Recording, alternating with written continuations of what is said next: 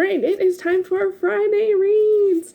Hey everyone, it is Shannon, and I'm super excited to be here today and to share with you this video. This is going to be my Friday Reads for Friday, February 11th, 2022, and it might go up on Saturday, I'm not sure, we'll see.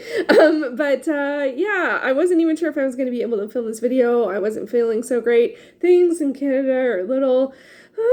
it's a weird time to be Canadian because I'm so very proud of all of our Olympic athletes, and then the other stuff that's going on is just shocking and disturbing, and like what's going on at Ottawa and the borders is just so un-Canadian, and so it's a very weird time to be a Canadian, and but hopefully things will be resolved peacefully soon. So yeah, I don't want to dwell on that, but I do feel I just feel like what's going on is so un-Canadian, and it's not peaceful, and if it's not peaceful, then it's not under the umbrella of what people are saying, so it needs to stop. So anyway, that aside, let's get to the books.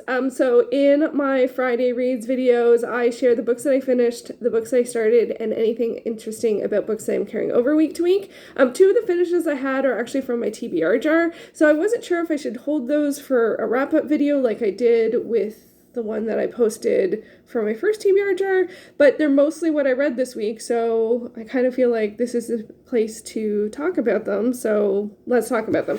So, and it was pretty heavy lifting, and I gotta say, oh, I didn't realize there's actually quite a nice color story complementary thing going on with these two titles. Yay! This is The Midnight Folk by John Masefield, and this is What Strange Paradise by Omar Akkad. I should have looked that up. I had time. I should have done it. Let's start with this one. This one is a Canada Reads finalist. It also won the Giller last year, and I talked about it a fair amount last week, and I have now finished it. I did decide to stick with it, and it was worth it. Oh my gosh, it got me. It really got me. I don't remember if I ended up crying or if I just got very close to the edge of crying. I was definitely verklempt. It is well worth reading, but it was really hard. If you're unfamiliar with the title, it is a child refugee story, an immigration story, and it's told in dual timeline. And I don't enjoy dual timeline, generally speaking, and I understand why they chose to do it, and it was impactful, I will say it that way, and I let go a little bit on not liking it, because it's a stylistic choice, so I don't know, I try not to be, sometimes when it's so clear, it's a stylistic choice, like the chapters are literally called before and after, so it's very clear. And I read 3 chapters a day, so I was always like before, and then after, before, after, so it always alternated every day, and it kept me a bit on edge. Yeah, so anyway, sometimes I find when I'm initially aware of a writing device in books or in TV or film, I can be I can be critical of it, but eventually, I loosen up a little bit and just be like, oh yeah, that's not my preferred method of storytelling. That's fine. It's, and whatever, I don't even know what I'm talking about here. I don't want to talk about the story in particular because I don't feel like it's hard to do it without spoilers. It's very emotionally impactful. One of the challenges I have with works on this is that I find it such a painful journey to go through for something where often I agree with what is being said. So you go through all that and I'm like, yeah, I agree. And I understand if this opens someone's eyes, and I hope it does. But I already feel that way. So I find it's really hard, emotionally, and it is very emotionally impactful, and it's very well written. It'll be interesting to see what it is up against for Canada Reads, which is a sort of battle of the books situation that is at the end of March is when the debates are. I actually really hope it goes up against Scarborough, because I have, by Catherine Hernandez, because that's the only other one that I have read. I have decided, looking at the titles, I'm not going to try and read the remainder of Canada Reads this year. I think it's actually a huge leap that I was able to finish one. Scarborough I had read a couple of years ago for Canada Reads when it was longlisted, I think in 2018. So I'm really happy I made it through one fun title. But one of the things that I realized is when I looked at the remaining titles, 2 follow child protagonist, and then the third is a memoir. So all of those will have kids going through tough stuff, and I can't do that back to back to back for 2 months in a row. I can't do it. Doesn't mean they aren't good reads. Doesn't mean they aren't important reads. It just means I am emotionally can't take that. But 1 out of 5 is really good. One of the things I'm trying to work up to eventually is to be able to read all of the Canada Reads titles before Canada Reads happens. And so I think 1 out of 5 for my first solid attempt is not bad. And it's actually 2 out of 5 because I ended up already reading the Scarborough. The thing with Canada Reads though is that you never know what the theme is. So it's a bit of a luck of the draw if you have read any of the other works. And it's not only books that have been released recently. This won the Giller last year, so it's a 2021 release. But Canada Reads, the book could be 100 years old. There's no, it could be fiction, could be nonfiction. In the group this time, there are 4 fiction and 1 nonfiction. So they just match the theme. There's no date or genre that constriction, which is one of the cool things about Canada Reads. So I am glad that I stuck with it. I did decide to prioritize it because it was a library book, and now I am just super excited to go watch Becca's very 5-star review video, which has been on my watch list for a long time. I'll leave it up above, and I'm very, very curious to watch that. So now I can. The other 2 titles that I did finish were part of my TBR jars. I set aside The Stone Angel to read What Strange Paradise, so I feel like I'm cheating on my TBR, which I am, which was a conscious decision. But I did finish 2 of the other titles, so I'm now at 3 out of 4 for my TBR jars, and that feels great. So the other one that I finished, one of the other ones I finished was Your Voice in My Head. This is a memoir by Emma Forrest. So this has lots of trigger warnings, very 2 that I'm actually just going to mention, which I normally wouldn't do, but I think they're strong enough.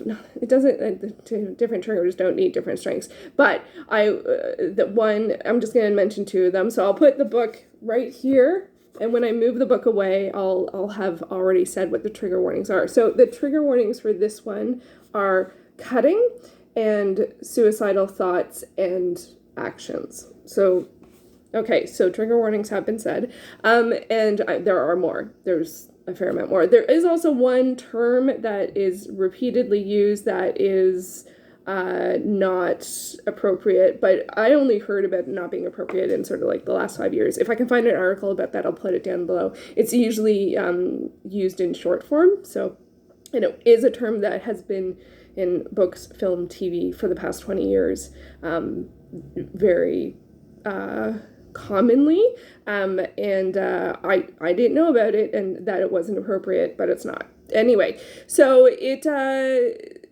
I had a hard time with this one, I'm not going to lie. The triggers are very present throughout the entire book. I knew it had mental health concerns as a theme, but I didn't, but I got this originally because it was being adapted into a film, and I knew it had something to do with someone who was very interested in, and I don't even know if it comes up in the background here, in a painting of Ophelia, which does come into play, but it's not super present. But this is really, there's so many themes and there's so many hard things that happen in this one. I feel like they're all spoilery, but it's all memoir. So anyway, it was really tough to read. It was really tough to be with someone who is sharing such self-harm thoughts so consistently. But then on the other hand, I also feel like,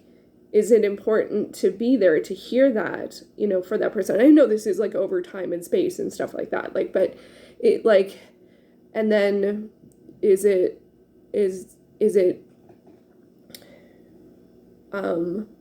this is also one book that I don't know how I'll rate, or if I'll rate, because I'm is it any place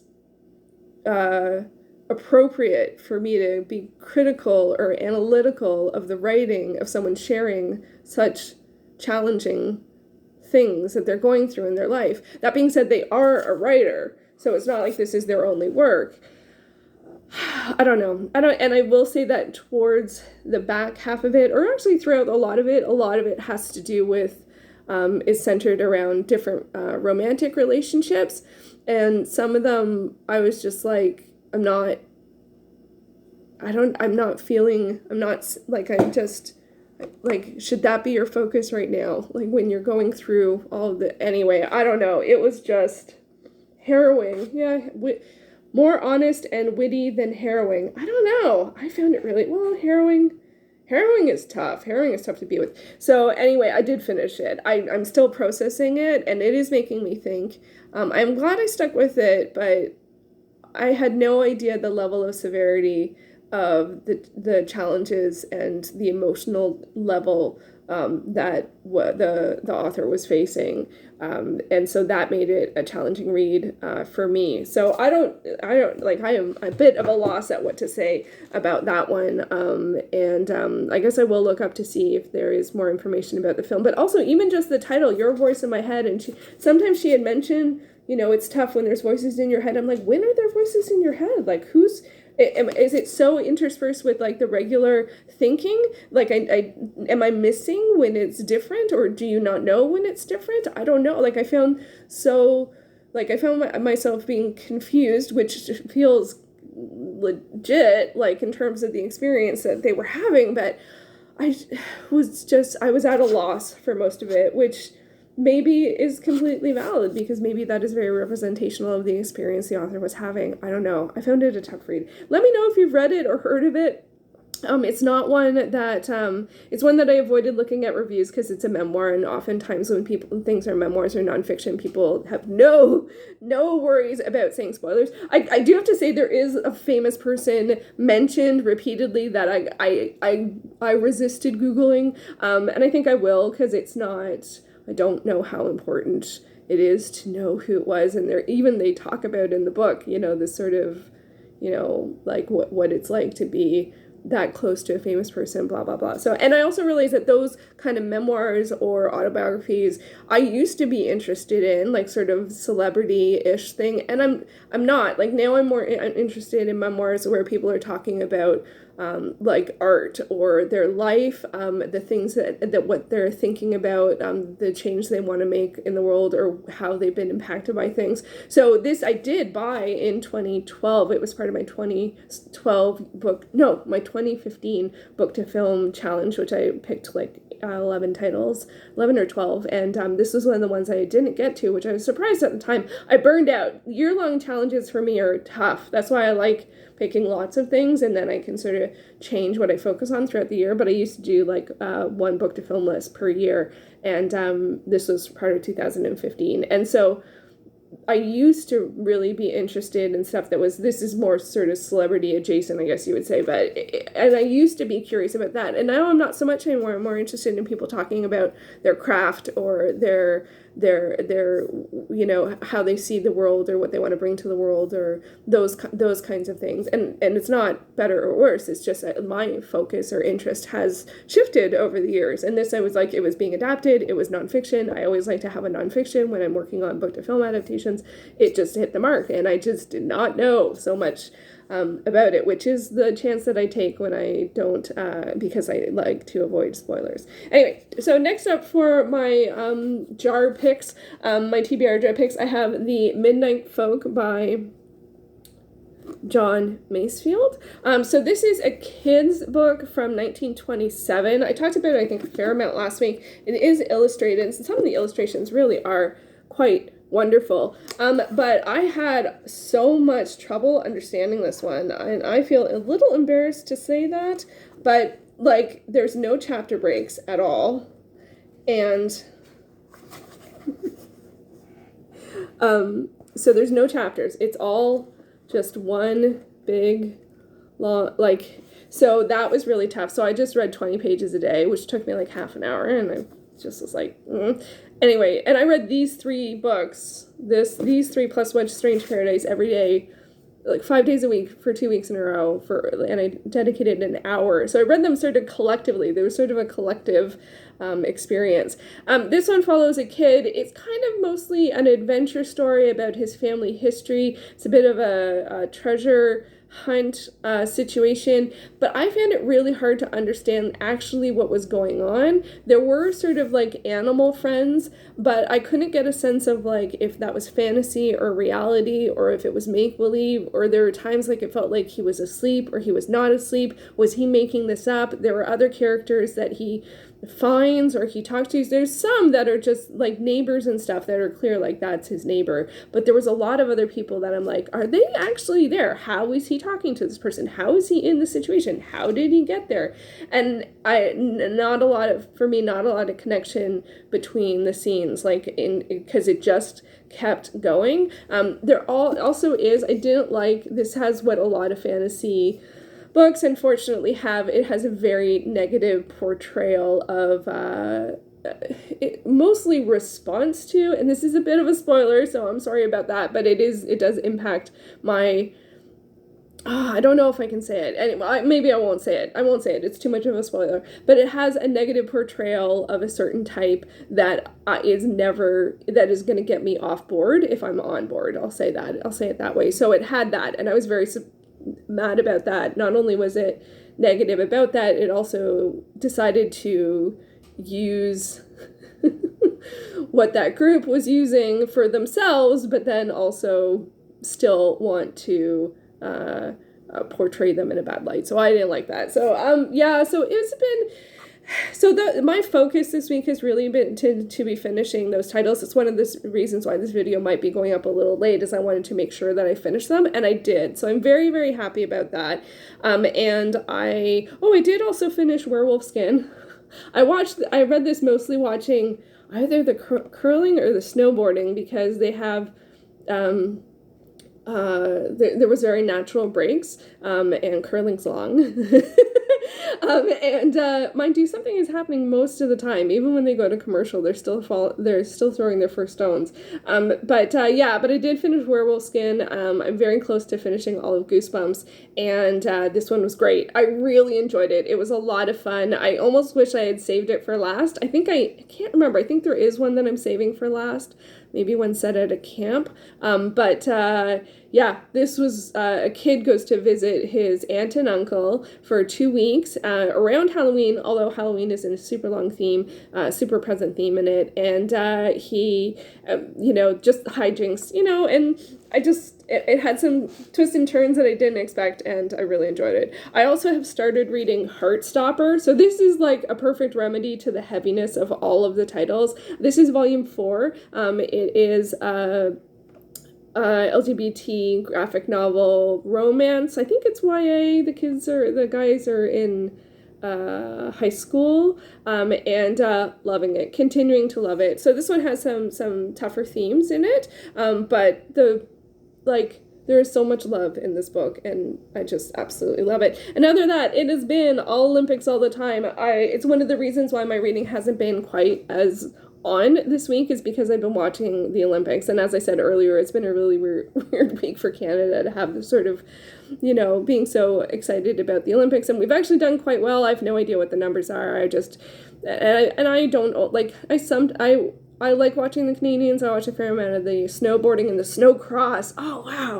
The snow cross was very, very exciting, and we did quite well. And some of the snowboarding events we've done quite well. It's just the snow cross, the qualifying is not as exciting. It's just everyone going down the track. But the finals, where it's 4 versus 4, oh my gosh, I could watch that all day long. And the announcers have been really good. And as have been the snowboarding announcers generally. I watched a little bit of the skating.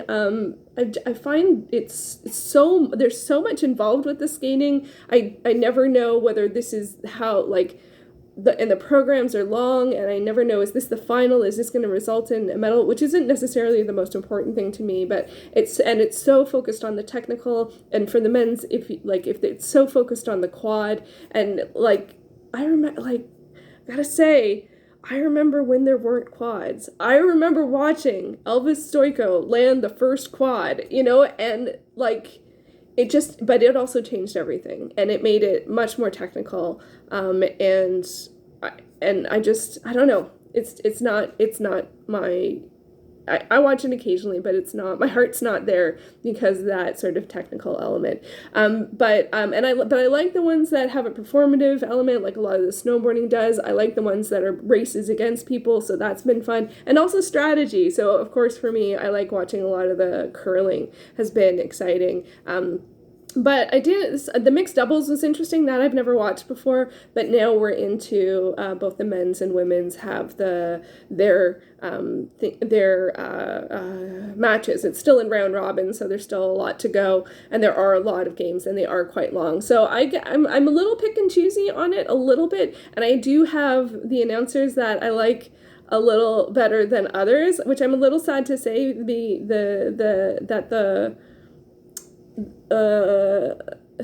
Well, I found an announcer that I really like, so honestly, I try and find the game or the match that he's announcing. And I've learned a lot from that one. They had a blank end, basically, and he went through what the history of that was and when the rules changed and stuff like that. So I feel like the announcers make a big impact, and so sometimes now I'm actually finding the announcer I like, and often picking and sticking with the sport until the finals. I'm so sad that all of the speed skating seems to me in the middle of the night, like 3 a.m., 5:30 a.m., some was 6 a.m., but that's still really early. And often by the time I wake up and look on Instagram, I already see who's won. Not that it's all about the winning. So anyway, as I said, it's a challenging time for Canadians, given the duality of, the Olympics and the other stuff that's going on. But that is the reality of the moment. So, and hopefully things will get better on both ends. Actually, I think the Olympics, we have been doing well, but I've enjoyed watching it. I will watch any team. I watched ROC versus Switzerland curling. Great game. It was a really enjoyable game. It's also nice. The two different paces. The snowboarding is like full on all the time, and then the curling is a lot more wait and see, and then has dramatic moments, and then wait and see strategy, will it pull off, that kind of stuff. So they don't air a lot of curling on like regular and over the antenna TV, so the Olympics is pretty much the only time I get to see it, so I do enjoy it. And every year every time I have to relearn how it works, and I'm almost there. And that's one of the reasons why I switched to announcers. I realized with some of the other announcers, I'm like, oh, I feel like I don't understand what happened, and I'm surprised. Like, I know the result, but I didn't feel like I get the whole story, which I feel like sometimes is what we get from the announcers, is letting the person who doesn't know the sport as well in on the impact. It's been entertaining, but it hasn't been, as I said, I found one. And they never say their names, so I have no idea who the announcers are. So I just listen for the voice that I'm looking for, and then that's the game I was watching. Let me know, are you watching the Olympics? Is there any particular method? Do you pick and stick with a sport? Do you watch your home country? Do you have different countries? I was thrilled to see there was a figure skater from Latvia. Oh, that was so wonderful, because my mom was born in Latvia, and so that got me. So anyway, that's what I've been up to recently. Let me know what you've been up to recently. And of course, if you've read any of these books and what you are reading this weekend, and I will be back soon with another video. Although, given it's the Olympics, my video scheduling, I didn't put that 2 and 2 together, so it might be a bit light till after the Olympics sums up. So we shall see how things go. Thank you so much for watching, and I'll talk to you later. Thanks for watching.